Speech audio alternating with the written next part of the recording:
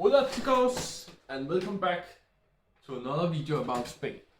I'm Christian, and well, this is my Spain channel, as you know, and this is another video about Spain, and I should work on my presentation because I just fucked it up.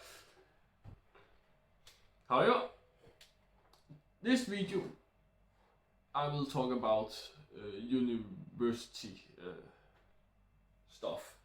I cannot speak, maybe that's why. It's too late in the night. It's almost 1 a.m.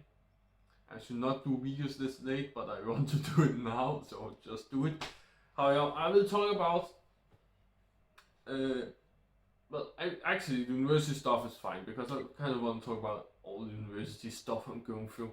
Like my university in Denmark and my university in Madrid. So I'm going to Madrid, as you probably know now, in sometime in the summer, July, August, something. This summer, very soon actually. And I'm going on exchange, actually, from my university in Denmark to study at a university in Madrid. And my university in Denmark are called the DTU, which is the Technical University of Denmark, and my university in Madrid are called the UPM Exit, or that's actually just a short one, as D2 are for the Technical University of Denmark. UPM is the big branch of university, kind of multiple university. It stands for Universidad Politécnica de Madrid. So that's a long enough name already, but that was just a start, and that was a short one. Because then we have Exit, and that's the I'm not sure if I remember it correctly because it's hard, but I will try. It's the Escuela. I actually forgot what the T was.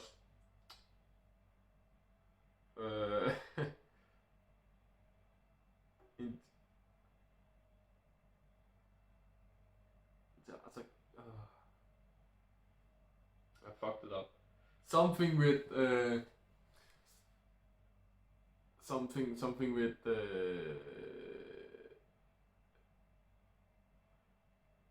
now just forgot that one. There's something about telecommunication at least. But it's just a really long name. It's like something with engineers too. It's like Escuela something something engineers something with telecommunication. That's pretty much how long it is, how it's pronounced. So it's also a technical university, an IT university with telecommunication. So it's more specific than D2 in Denmark. And I'm going there for half a year or a full year. I've not been totally approved yet, but I have I've applied for a full year at least.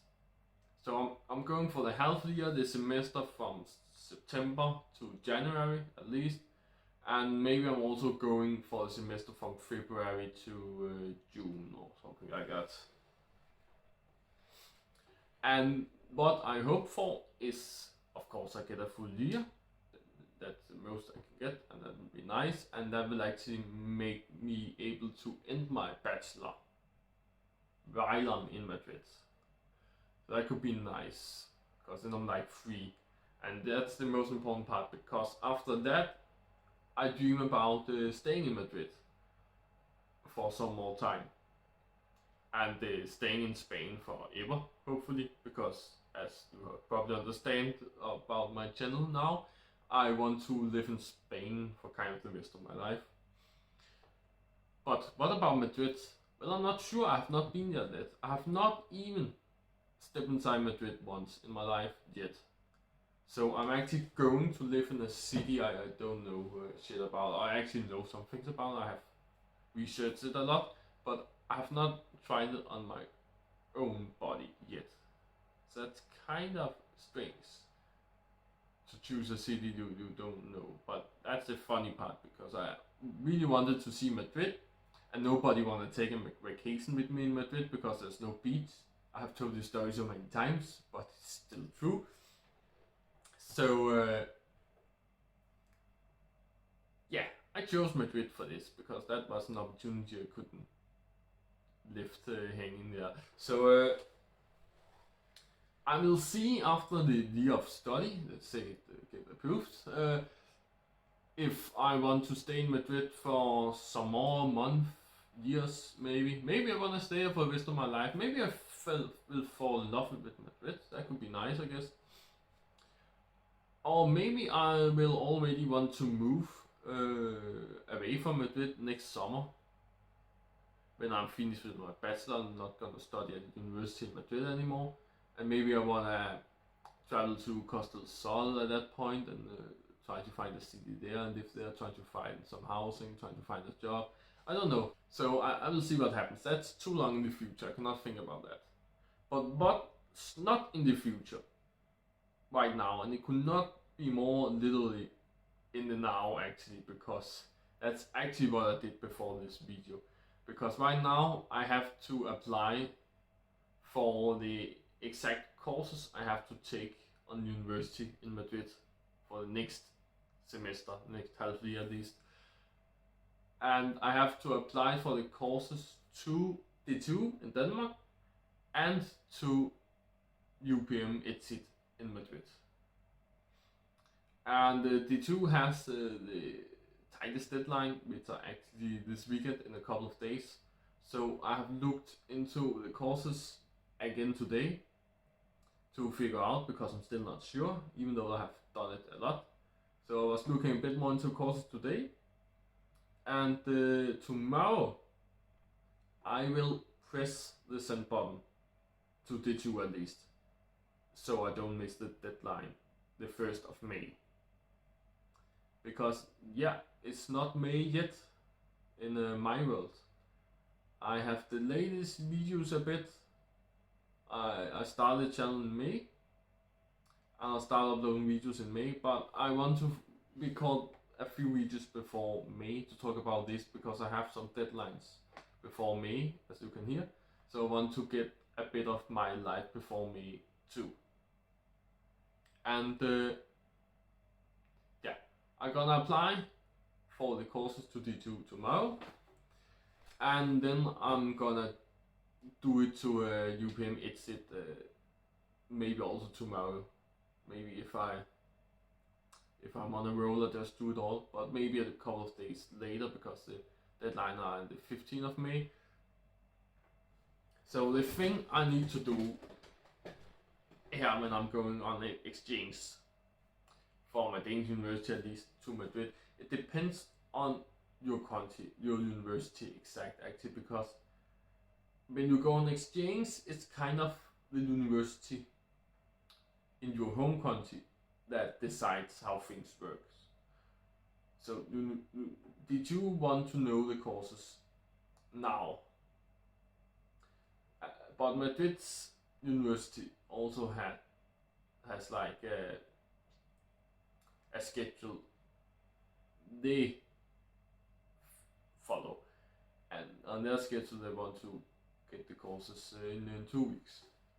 So it's not necessarily fits perfect together, but the idea is that D2 should get my courses, and then they should approve the courses, and then I send them to the University of Madrid after D2 has approved. So the University of Madrid can approve it too, and assign me to the courses. So like, I'm kind of in the middle of a problem here, because it will normally take a month to evaluate or something, so it's not. It can be done faster, but it will take up to a month. It could be done in 2 weeks if I'm really lucky, but that means D2 will have a hard time to actually approve my courses before I need to send them to Madrid's UPM ETSIT. So maybe I will get it approved by UPM ETSIT without D2 approving it. That will make some problems we need to solve after that. So all these university and exchange things are kind of confusing and complicated as shit, actually. But that's what I need to go through right now. And I should have started with the start, but I didn't. But now I'll go back to the start. Back in November, because the deadline was the 1st of December, and it opened up in the 1st of November, so we have like a month to do it. So back in November, I applied for the exchange to UPM ETC in Madrid as a whole. I just applied for I want to go on exchange in this university, and that's it. So that first application, that got approved back in January, I believe. And after that, I actually got a course at my university, but totally online course, and you could take it when you want, because there was not real lectures, not live at least, it was videos. And there was only material for like 1 day of studying anyway. It was just 6 videos of max 15 minutes each, and or more like average, whatever. And then you have to, after every video, you have a quiz connected to the video, so 6 quizzes too, after the 6 videos, where you have to answer everything correctly. But it's not that hard, because if you don't answer everything correctly, you just watch the video again and get the last ones correctly. Or just keep on guessing if you are that kind of person, because you can basically do it as much as you want. They just want you to know which answers are the right one, if you know what I mean, so they know that you know the things, because it's important things about exchange it's about. So they want to be sure you actually know the important stuff you need to do and how it works and so on and so on. And then after I finished that course, then I got the emails about information about the courses I have to take and how to apply for them and so on and so on. And then I have actually had 2 months to apply to DTU and UPM ETC with my courses, which are the thing I'm doing tomorrow. So yeah, I have had 2 months but I'm doing tomorrow. But no, I actually started immediately 2 months ago. But again, I have just not been totally sure yet about which courses to take. That's how confused I am. Then there are another problem, and that is that not every course is in English, and neither in Danish, because why should it be in Danish?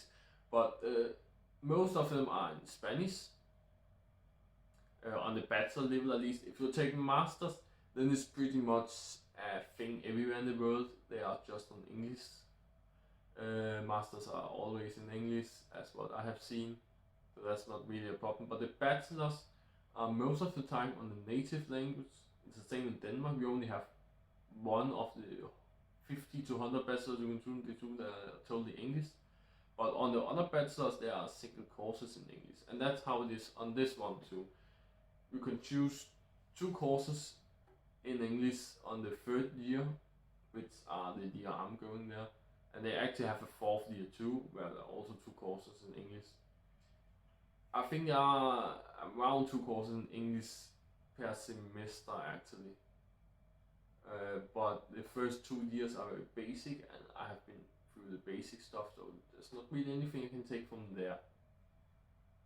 So I don't really have English courses enough to fill up my whole schedule, so I need to take some Spanish courses too.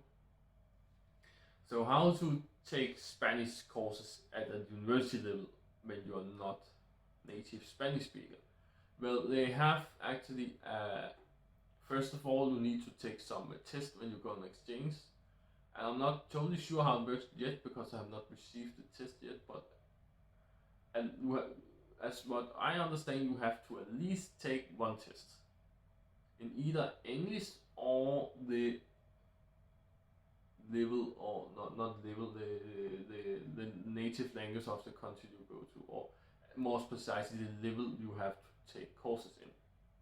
So you pretty much have to take the test, respond according to the, what do I try to say? You pretty much have to take the test in that language the most of your courses are in. So if most of the courses I take are in Spanish, I guess I need to take the Spanish test. But I don't know if I need to take an English test too, or if I even need to take a Spanish test if I just have some in English, or how it works, or if I need to take both because I have courses in both languages. I don't know. But at least they want to test your language level in at least one language before you start. And then if you're taking Spanish courses and your Spanish is not at B1, I don't know if you know the like European, I think, or is it international language ranking system, where you start with the A1, which means you can do some basic in that language. I'm not sure if they have a level under A1. There's like no level, no approved, like you're not good enough to get anything. I'm not sure if there's a level for that, if you get like 0 correct in the test. But at least there's a level A1, and A1 goes up to a point where you can actually know some basic stuff. And then we have A2, which are just a little bit more basic stuff. And then we have B1, which are more like you actually kind of good at this language. You know some stuff, you can get around with it, right? And then we have B2, they are like a little bit better. And then we have the C1, which are pretty much you are fluent, kind of. Yeah, I think it's called fluent, actually, called fluent in most cases, and really advanced. And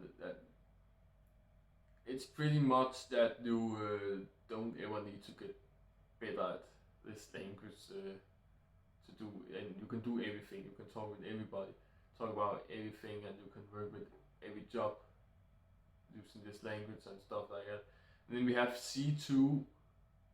They are just like even better, and even C2 is not unbelievable hard to get. Like you only have to get 80% correct to get a C2 actually, and I think it's like 75% or something to get a C1 or something.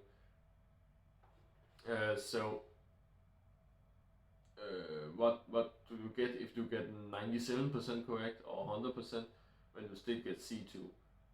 So you can actually be a C2, but you can also be like good C2. You can be a C2 or you can be 100% or something like that. So you can actually be better.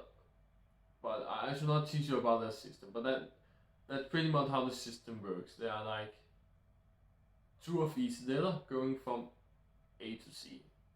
And B1 are kind of in the middle. And if you don't have B1 in Spanish, then they recommend you to take a quick Spanish course in 2 weeks. You can also choose to take one in 13 weeks, but where you only come to have to go like once a week. But you can also take one in 2 weeks where you have to go every single day, and then you just work on your Spanish every single day, and then 2 weeks, and then you're done.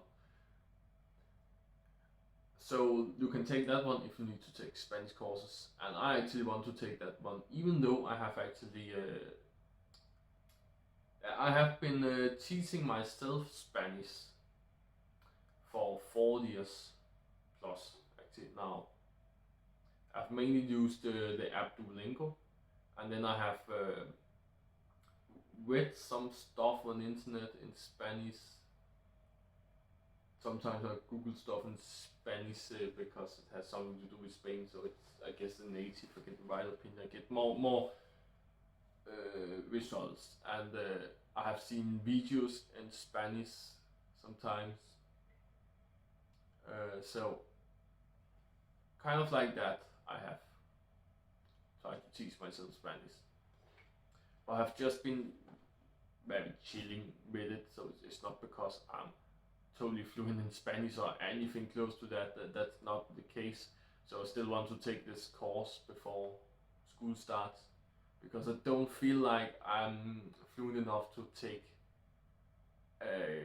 university level courses in Spanish. Like I will feel confident enough to go to a tapas bar and order a drink and get some tapas and stuff, but not not that much more than that.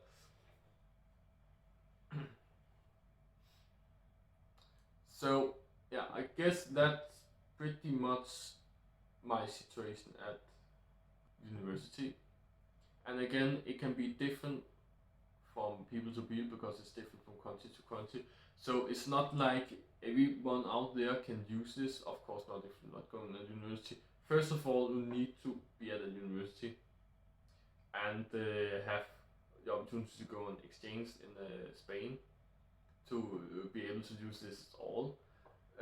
But also, even though you have these things set up, then it's not that sure you can actually use this video for something, because if you're not from Denmark, and even if you're not from DTU, like the exchange thing works differently. Maybe not totally differently, but it works differently everywhere. And maybe you cannot use anything I say, maybe it is totally different. Maybe you can use some of the thing I say.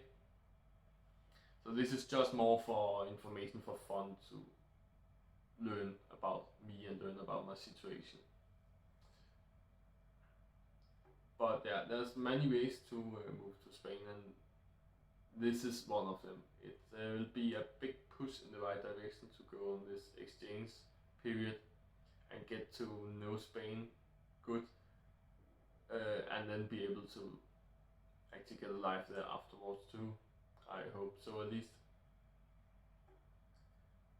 So yeah, if you want to see how that goes and hear more about my details of moving, I will also talk about some more kind of university related stuff, but more not so directly university related, but more like about my connections to university and also my connections in Madrid for now and so on.